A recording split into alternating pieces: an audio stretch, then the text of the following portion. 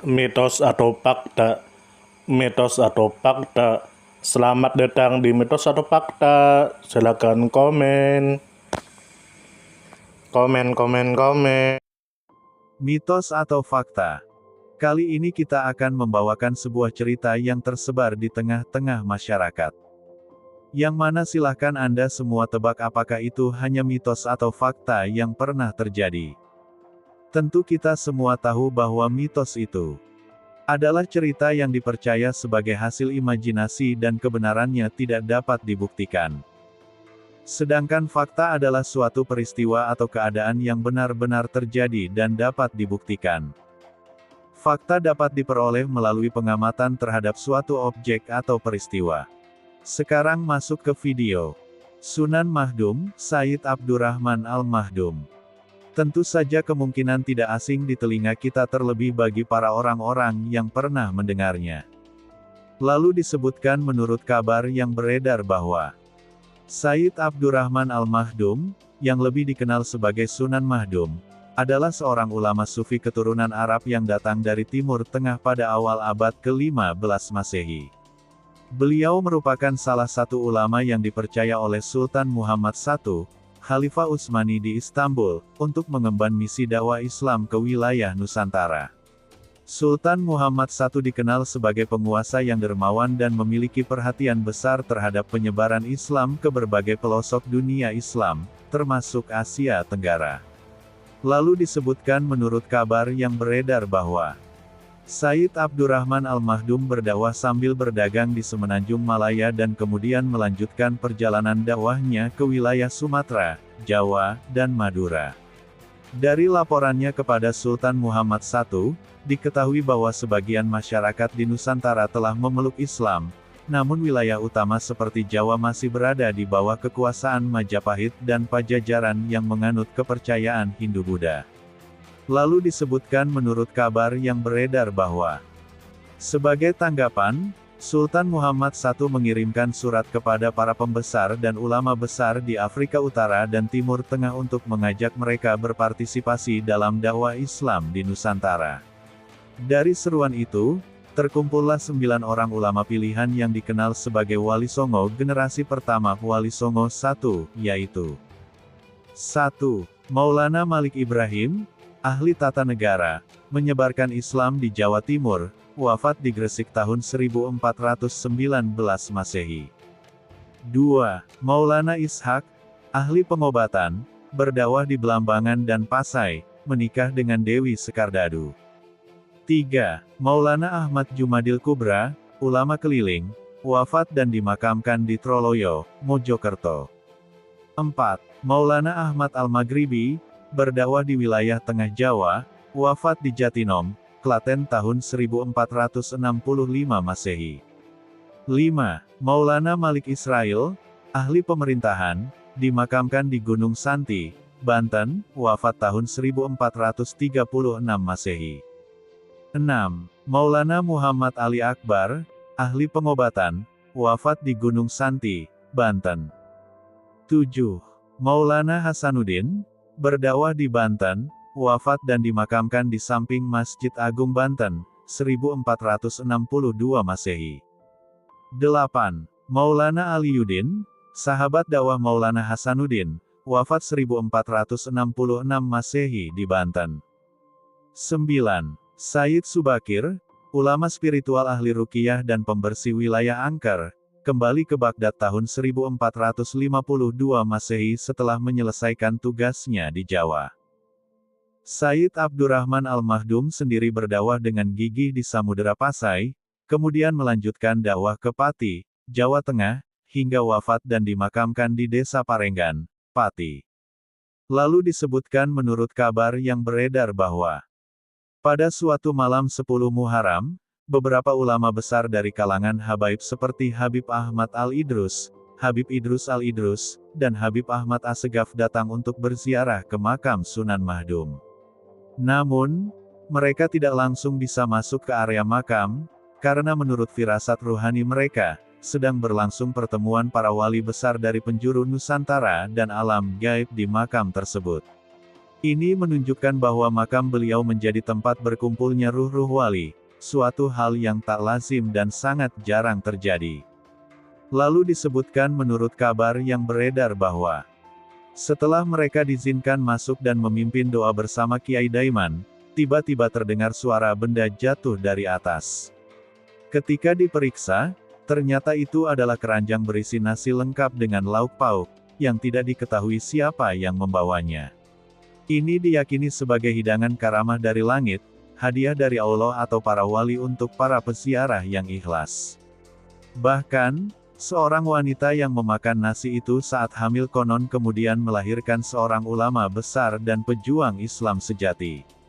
Lalu disebutkan menurut kabar yang beredar bahwa makam Sunan Mahdum dikabarkan selalu mengeluarkan aroma wangi yang khas, meskipun tidak pernah disiram parfum atau bunga oleh penjaga makam.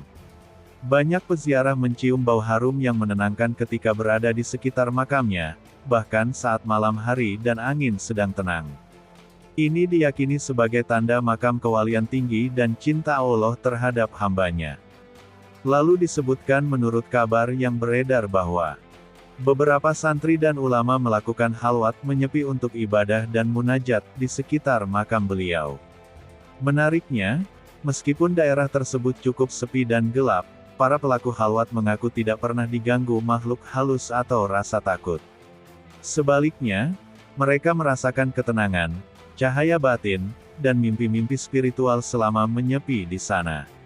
Bahkan ada yang mendapatkan petunjuk hidup dan jalan keluar dari masalah setelah bertawasul di makam beliau. Lalu disebutkan menurut kabar yang beredar bahwa dalam beberapa kali penyelenggaraan hail peringatan wafat Sunan Mahdum setiap 10 Muharram, masyarakat sekitar menyaksikan tanda-tanda alam tak biasa seperti angin sepoi yang tiba-tiba muncul meskipun sebelumnya panas, atau cahaya tipis seperti pelangi kecil di atas area makam, meski cuaca cerah dan malam hari. Bagi masyarakat dan para kiai sepuh, ini diyakini sebagai tanda diterimanya doa-doa hail dan hadirnya ruh para wali. Lalu disebutkan menurut kabar yang beredar bahwa tentu, sebagai tokoh spiritual yang dihormati seperti Sayyid Abdurrahman Al-Mahdum Sunan Mahdum, tetap ada sebagian kalangan yang menyampaikan tanggapan negatif atau skeptis, terutama dari kelompok yang 1. Skeptis terhadap karomah. Beberapa kalangan, khususnya dari pemikiran modernis atau rasionalis, meragukan cerita-cerita karomah yang disandarkan kepada beliau, seperti turunnya makanan dari langit atau pertemuan para wali gaib di makamnya.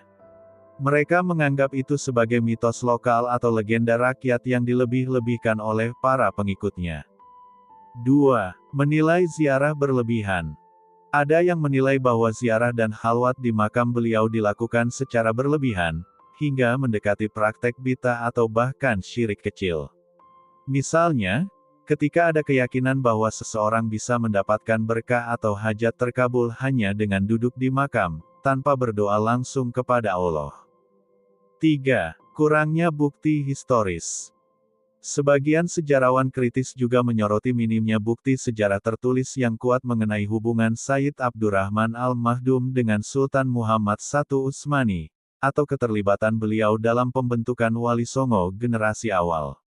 Mereka menilai bahwa data tentang beliau lebih banyak berasal dari tradisi lisan dan perlu dikaji lebih akademik. 4. Pengkultusan tokoh. Kritik lainnya datang dari pandangan yang menganggap bahwa tokoh-tokoh seperti Sunan Mahdum terlalu dikultuskan, sehingga menutupi aspek akhlak dan ajaran tauhid yang seharusnya lebih dikedepankan. Mereka khawatir bahwa masyarakat lebih sibuk memuliakan makam daripada meneladani perjuangan dan ilmunya. Namun, tanggapan-tanggapan tersebut biasanya muncul karena perbedaan pendekatan keislaman, antara yang berorientasi tasawuf dan tradisi Turats dengan yang lebih puritan dan skripturalis. Dalam banyak kasus, tokoh seperti Sayyid Abdurrahman tetap dihormati secara luas, terutama oleh kalangan pesantren, habaib, dan pecinta sejarah dakwah Nusantara. Lalu disebutkan menurut kabar yang beredar bahwa untuk menuju makam Sayyid Abdurrahman Al-Mahdum Sunan Mahdum, yang terletak di Desa Parenggan, Kecamatan Pati Kota, Kabupaten Pati, Jawa Tengah. Berikut adalah panduan rute perjalanan dari bandara terdekat. A. Bandara terdekat. Bandara Internasional Jenderal Ahmad Yani, Semarang, SRG. Ini adalah bandara terdekat dengan akses terbaik ke Kabupaten Pati. B. Rute perjalanan. 1. Dari Bandara Ahmad Yani, Semarang, ke Terminal Terboyo, jika naik kendaraan umum. Naik taksi online atau angkutan bandara ke Terminal Terboyo Semarang, tanda kurang lebih 30 menit. Dari sana, lanjutkan dengan bus tujuan Pati. 2. Dari Bandara Ahmad Yani ke Parenggan, dengan kendaraan pribadi, sewa. Jarak, tanda kurang lebih 110 km. Waktu tempuh, tanda kurang lebih 2,5 sampai 3 jam tergantung lalu lintas. C. Rute tercepat. 1. Keluar bandara menuju Jalan Arteri Yos Sudarso ke arah Demak. 2. Lanjut ke Demak, Kudus, Pati lewat jalur Pantura, Jalan Raya Pantura. 3. Masuk ke Kota Pati, lalu ikuti petunjuk menuju Kelurahan Parenggan.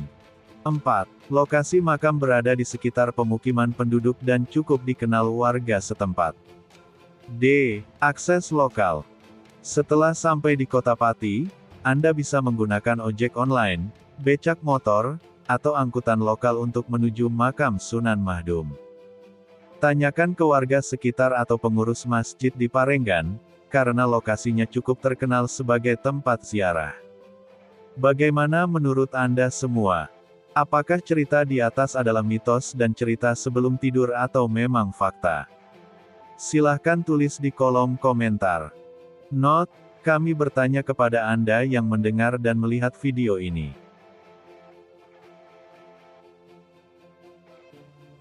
Tidur, tidur, tidur, tidur.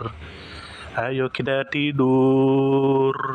Gimana menurut Anda semua? Apakah itu mitos atau fakta? Jika mitos, silakan tulis di kolom komentar. Dan jika fakta, silakan tulis di kolom komentar. Karena kita tahu bahwasanya mitos itu adalah cerita yang dipercaya sebagai hasil imajinasi dan kebenarannya tidak dapat dibuktikan. Sedangkan fakta adalah suatu peristiwa atau keadaan yang benar-benar terjadi dan dapat dibuktikan. Nah, jadi bagaimana menurut Anda semua? Apakah ini mitos atau fakta? Silakan tulis di kolom komentar.